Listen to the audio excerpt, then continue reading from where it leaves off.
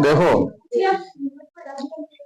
ये जो परिपथ है, ठीक है, इसमें सभी क्या लगे हुए हैं, प्रतिरोधक लगे हुए हैं।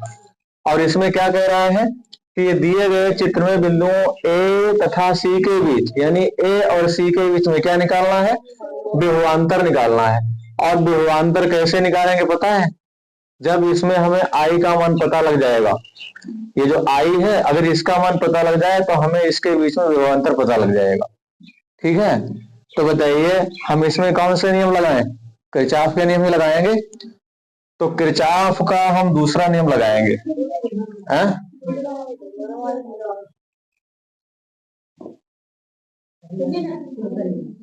अलाउंस से सही याद करो, हलाई दो। ठीक है, तो किरचॉफ का, अच्छा हमें आई निकालनी है तो क्या करना पड़ेगा, बंद पास इसमें देख लेते हैं, ए बी सी ए में। ठीक है, तो बंद पास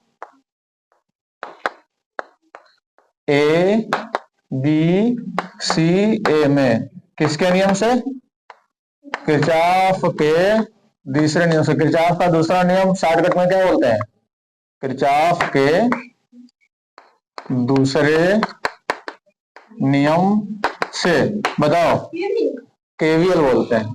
ठीक है, यानी किरचॉफ वोल्ट का लॉ। तो तुम लोगों को पता होना चाहिए कि जब हम किरचॉफ का नियम लगाते हैं तो धारा की दिशा में चलते हैं, तो धारा की दिशा में चलते हैं तो हम प्लस का लेते हैं। तो देखो यहाँ ऐसे चलेंगे तो I1 की गुणा 40 हो जाएगी, तो क्या हो जाएगा 40 I1। फिर चले, अब देखो विपरीत दिशा में हो गए तो क्या हो जाएगा -20 गुणे 2I। ठीक है, फिर विपरीत में चले तो माइनस का 60I। बस आ गए। और रास्ते में बताओ कोई बैटरी वगैरह पड़ी, नहीं पड़ी, तो 0 रख दो। तो 40I1 और 20 दूना, देखो 20 दूना 40 और 60 कितने हो जाएंगे, 40 और 60 कितने हो जाएंगे, 100I हो जाएंगे, बराबर 0। या 40I1, या फिर ऐसा करो इसे ऐसे रखा रहने दो। ठीक है, अब इसमें कुछ कॉमन ले लेते हैं। देखो इसमें 20 कॉमन मिल जाएगा, मिल जाएगा कि नहीं, 20 दूना 40 तो 2I1 और 20 पंचे 100 तो 5I बराबर 0।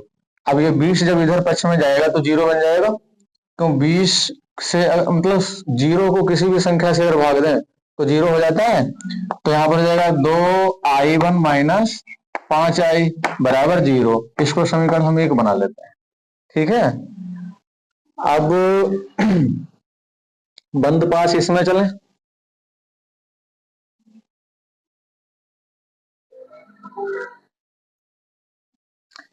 इसी में चलना बेहतर रहेगा क्योंकि ऊपर हमें I1 नहीं मिलेगा। देखो सभी आई हैं, इसमें चलते हैं इस तरीके से। ठीक है, तो बंद पास ए, अच्छा इसका भी नाम दे दें, कुछ इसका भी नाम दे देते हैं। ठीक है,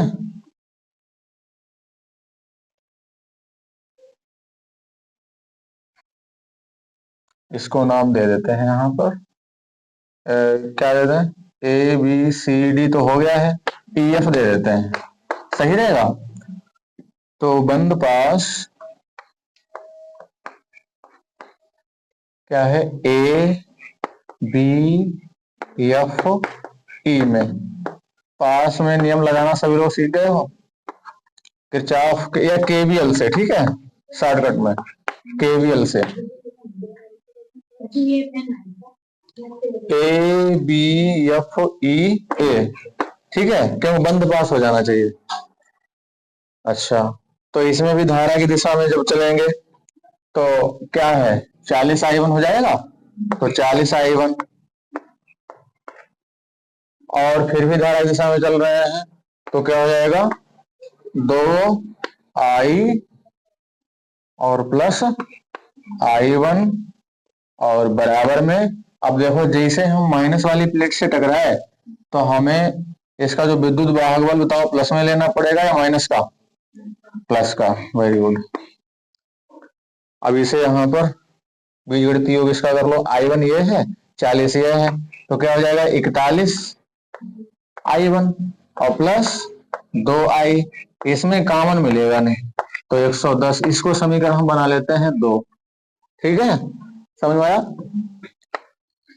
अब हम लोग समीकरण 1 और 2 को हल कर लेते हैं।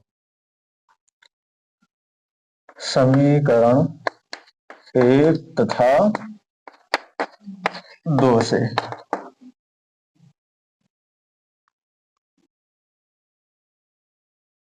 देखो, यहां पर देखो, इसको काटें, आई को अगर हम काटेंगे, आई को अगर हम काटें तो यहां पर 2 से गुणा कर दो और यहां पर 5 से गुणा कर दो, तो दोनों जगह 10-10 हो जाएंगे। कक्षा 10 में जो बीजगणित पढ़ी थी, दो चर राशि वाला रैखिक समीकरण, तो उसी का नियम यहाँ पे लगाना पड़ेगा। कौन सा? कौन कौन सी विधियां होती हैं? प्रतिस्थापन विधि, वज्र गुणन विधि, विलोपन विधि। हम यहाँ पर विलोपन विधि लगाएंगे, एक को विलुप्त कर देंगे, यानी एक को काट देंगे। ठीक है, तो सबसे पहले इसको करें हम 2 से गुणा और इसको हम करें 5 से गुणा, सही रहेगा? तभी 5 दूना 10 हो जाएगा। तो इसको हम 2 से करते हैं, तो 2 दूना 4I1 और माइनस 2 पंचे 10I बराबर 2 की गुणा 0 से करेंगे तो 0 हो जाएगा। इसी तरीके से 5 से गुणा करो तो 5 और 41 की गुणा करेंगे, कितना हो जाएगा? 5 41 की गुणा, नमस्ते, 5 51 5 और 5 चक्कू 20, 205 I1। अब यहाँ पे देखो प्लस है, प्लस और 2 दूना नहीं 5 दूना 10I बराबर 5 की 110 से गुणा करो तो कितना आ जाएगा? 550। अब यहाँ पर क्या करेंगे? जोड़ेंगे। क्यों जोड़ेंगे? हमें चिन्ह विपरीत वैसे मिल रहे हैं, जब चिन्ह विपरीत नहीं होते हैं तो हम घटाते हैं। देखो, ये माइनस का 10I है, ये प्लस का 10I है, ये कैंसिल हो जाएगा क्या करने पर? जोड़ने पर। ठीक है, जब जोड़ेंगे तो 205 में 4 जोड़ दो तो 209 हो जाएंगे, 209I1 और बराबर 550 में 0 जोड़ेंगे तो 550। तो I1 हमारा क्या हो जाएगा? 550 और बटे 209, इसको विभाग कर दो। ठीक है, अब एक काम करते हैं, पूरा पूरा यही मान जो है उठा के हम समीकरण 1 में रख दें, सही रहेगा? या बताओ समीकरण 2 में रखें? समीकरण 1 ज्यादा बेहतर रहेगा। ठीक है, इसमें कम गणना करनी पड़ेगी। तो I1 का मान समीकरण 1 में रखने पर, विलोपन विधि तो सबको आती होगी, x plus y x minus y हो, जिसमें 2 चर पद होते हैं।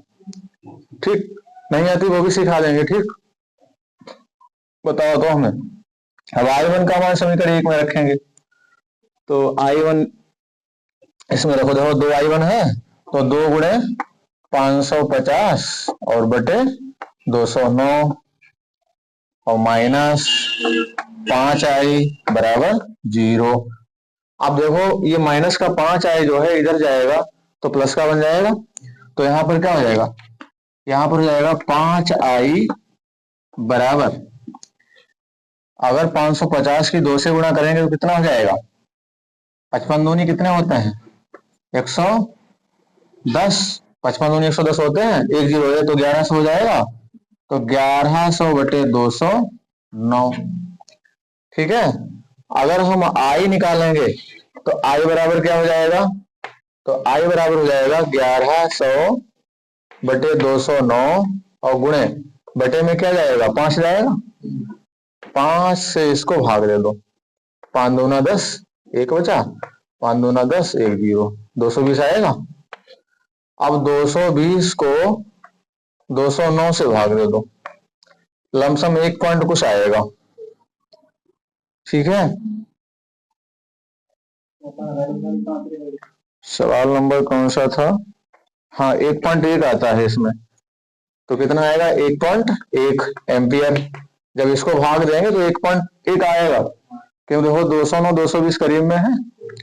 अब हमें इसमें आई का मान पता लग गया है, ठीक है। अब तुम्हें पता है अगर हमें धारा पता लग जाएगी तो वोल्टेज यानी विभवांतर आराम से निकाल लेंगे। धारा जिसमें घुसती है उसी प्रतिरोध से धारा की गुणा कर दें, आराम से विभवांतर हो जाएगा। तो यहाँ पर क्या हो जाएगा? बी ए सी। तो बी ए सी बराबर क्या हो जाएगा? आई और गुणे 60। तो 60 की गुणा कर दो। आई का मान कितना? 1.1 और गुणे 60। तो पॉइंट हट जाएगा 0 से, 11 चंगा 66। तो ये 66 वोल्ट जो है, यहाँ पर जो बिंदु ए और सी है इसमें विभवांतर क्या आएगा? 66 वोल्ट। पूरा नियम समझ में आया? आया होगा।